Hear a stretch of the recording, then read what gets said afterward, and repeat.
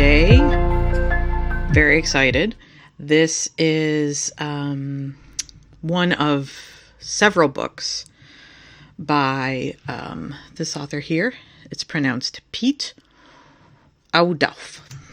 I'm probably still butchering it, but that's the closest I can get. Piet Oudolf and Noel Kingsbury, both of whom are very first gardeners to really look at naturalistic planting,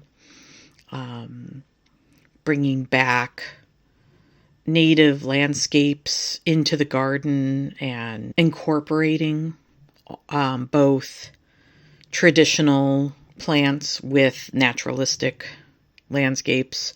You can see on the cover, it's a gorgeous example of that. But let's get into the book. It's such a great book. I love this book so much. So, there's another one that I will be reviewing that's from my personal library. And that's a bit more informational and practical. This really is an overview of thinking about naturalistic landscaping. This is from Timber Press from 2013. So one of the earlier ones, and then he goes on to do some more practical ones after that. This cover, I love this cover. I think it's great. Like I said, picture is beautiful. It is a perfect example of naturalistic planting. And I love the spine detail of an actual garden plan. Follows onto the back. And as you can see on the back, more of that naturalistic planting. So something I think we take for granted now, but back in even just 2013. So at the time of this recording, it's 2026. So 13 years ago, people weren't thinking like this. This was, especially for the US, was very revolutionary. So let's get into the book. I don't want to squish my pretty flowers. Let's scoot them over. Okay, so the end paper is fun because it actually mimics the spine in the spine detail. I love that. So details like that, I really love in a book. Harking back to the cover design, and just being integrated throughout the whole entire book. That is really a key to having a great or spectacular book. So details like this are very important when you're thinking about doing a book design, and especially for gardens, because a lot of times people put flowers. Yes, that's the given. That's the easy way. But doing something like this is such a great way of introducing the plan ahead, not just freewheeling it, which I have done in the past. We're all guilty of it, especially when we first start out, but doing this sort of thoughtful planning, drawing things out. And in the other book, you'll actually see hand drawings. This is definitely a bit more neat. The hand-drawn ones are, I don't know, to me, they're really incredible.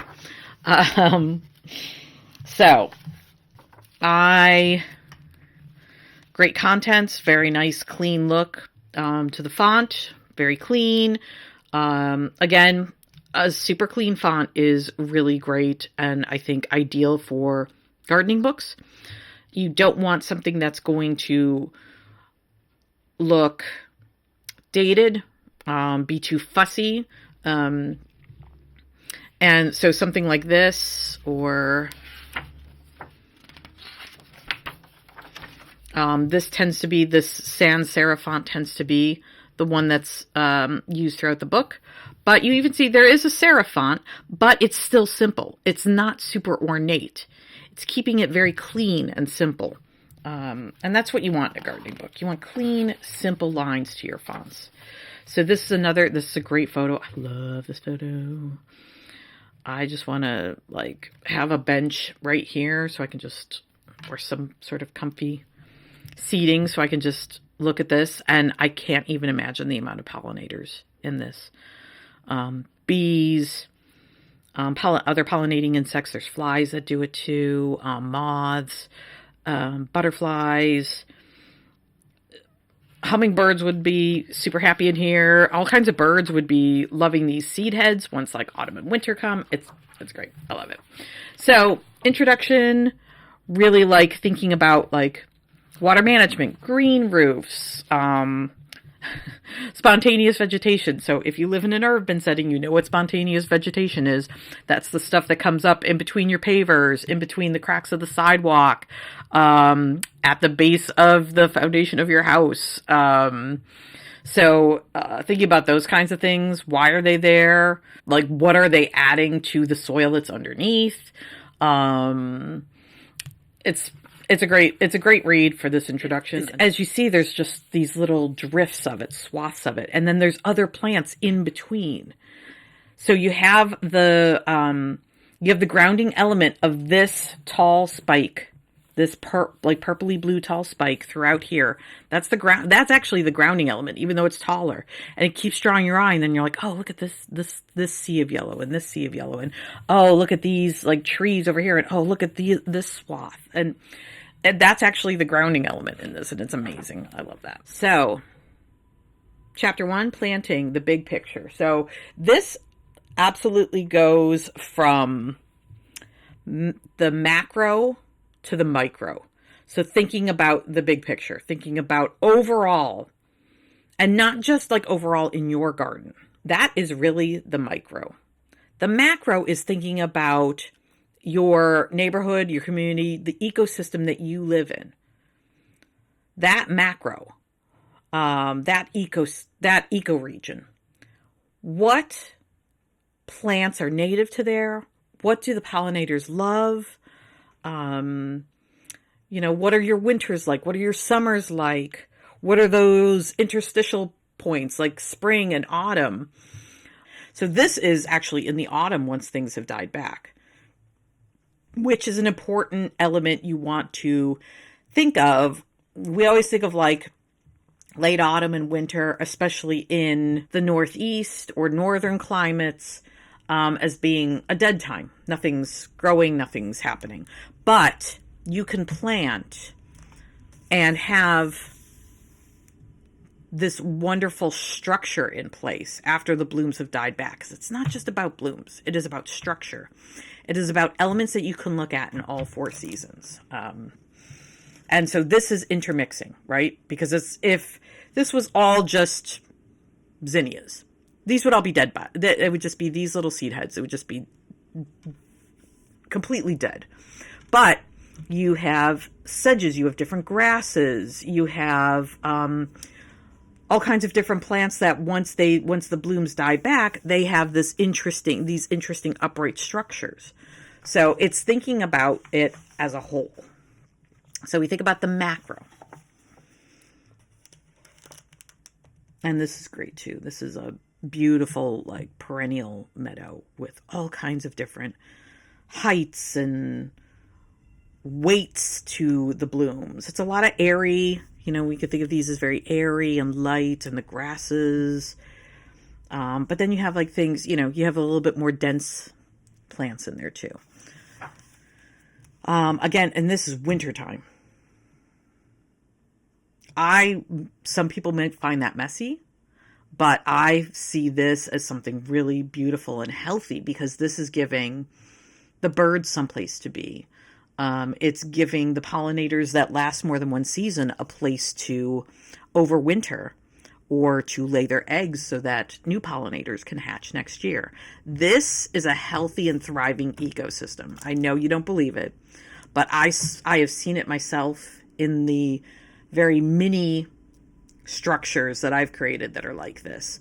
The birds were super happy to come. They would rather actually eat the seeds and the seed heads than the seed off of the bird feeder. And so that was really cool to watch. All right, so now we have section 2, chapter 2, grouping plants. So thinking about how plants go together. And in the next book, you will see that there is a massive section about grouping plants, and with ideas about how to group plants and what plants would look good together. I love this idea of primary, matrix, and scatter. Right? So primary are those which have the bulk of the impact. And then there's the matrix, where one or a limited number of plant species are used en masse, which is those clumps that we were like having our eye drawn to. And then scatter plants. So scatter plants are going to be just kind of popped in here or there. And it's not to draw your eye necessarily. It is to add to the naturalistic feel of the plantings. Much like if a bird or a squirrel or chipmunk, they ate something or they brought something in from another garden and it dropped into your garden. Some seeds were scattered. So it is thinking about it like that. Mimicking nature. Here is a planning. And then here is like seasonal interest. So thinking about when does a flower? When is the foliage interesting? And then structural interest. Seed heads, stems, grass, flowers. So thinking about all of these together, each of these individually, and then how is their interest, or how is there something beautiful to look at throughout every season. Some more drawings, which I find really helpful. I love drawings in a gardening book, especially something like this, because it really helps you to understand spacing, and creating those drifts. All right, so now combining plants. How do different plants go together? And you want to think about the architecture or the structure of perennials. What kind of leaves do they have? What kind of stems do they have? So there's all different kinds of structure on those. Do they come out as a leafy mound? So like predominantly heavy foliages on the bottom. Or are they more upright? And these are all different ways to think about plants, to look at them not just at bloom, but what do they look like as they're growing? What do they look like after the bloom has gone? Thinking about grasses. And so you can see there's all different kinds of structure in this photo too. Color. Obviously, color is a big thing. The gardens that I have, that I'm tending to right now, are primarily purple, which is my favorite color, and orange and yellow. Once in a while there's a pink, once in a while there's a white, but though I tend to do more purple, orange, yellow. So it's an important consideration.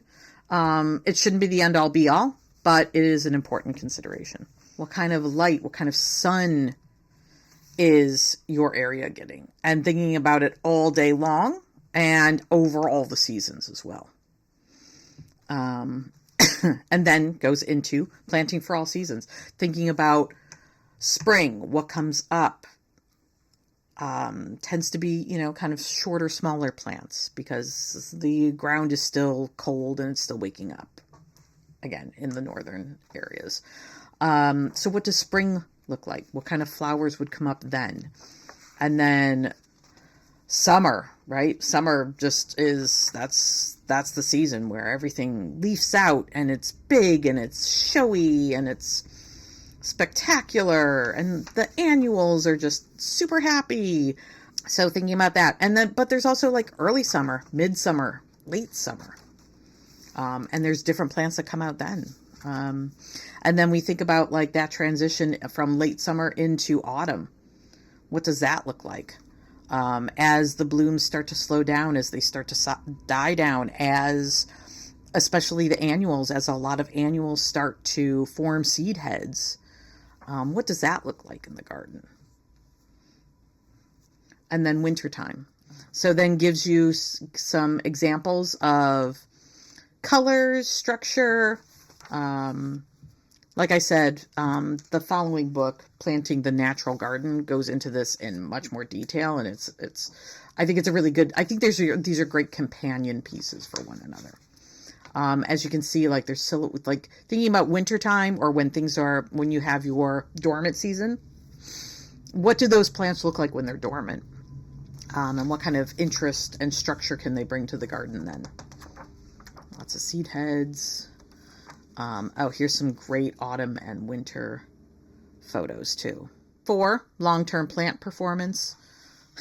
How perennial are perennials? Some of them last for a few years. Peonies can last 20, 30 years. It's truly astonishing how long they can last. So talking about like plant length, planting them well, planting them right so that they can live as long as possible. I think there is a misconception that all perennials are just super easy to grow, but they're not necessarily. It really all depends on how well you plant them, and that you give them the right start. And then after all that, there is a plant directory. So the plant directory goes over, and I'll show you in a minute. So it goes over height, spread, numbers per square meter. So thinking about how dense you plant them together. The foliage, the architecture, the flower, the flowering season, structural interest, long-term performance, garden habitat, so it's light soil. And then they actually have the zone, the USDA hardiness zone. So an example, not as many pictures, lots of information here though, which is hugely helpful when you're thinking about grouping. And then also, I love Pete and Noel have added some additional notes from their experience gardening. So if you take, for example, asters. So this one, which is the Harry Smith, especially good.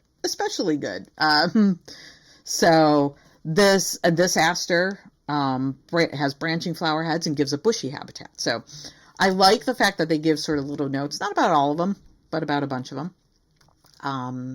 and their experience growing them. This is a great one. Magnificent, but can flop badly. So that is actually like, maybe I need to plant that denser. Maybe I need to do some sort of structuring with, some